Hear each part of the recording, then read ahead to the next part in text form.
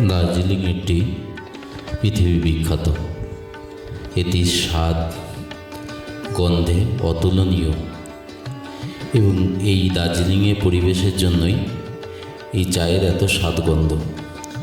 এবং বিভিন্ন সময়ে এই চাটিকে প্রসেস করা হয়।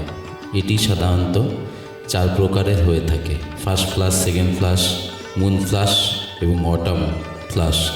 ফার্স্ট ফ্লাশ স্প্রিং বা মার্চ থেকে এপ্রিলে এটি লাইট এবং সব থেকে এটি বিখ্যাত।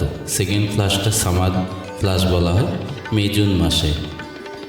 থার্ড ফ্লাশ মুন ফ্লাশ, এটি জুন সেপ্টেম্বরে, ইট ইজ ভেরি স্ট্রং। এবং অটাম ফ্লাশ এটা সাধারণত অক্টোবর নভেম্বরে হয়ে থাকে।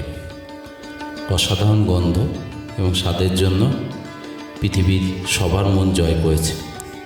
এবং এই দার্জিলিংয়ের চায়ের হেলথ বেনিফিট আছে। এটি অ্যান্টিঅক্সিডেন্ট হিসাবে কাজ করে এবং এটি করার জন্য শুধু গরম জলই ইউজ করতে হয়, অন্য কোনো কিছু মেশানো যায় না।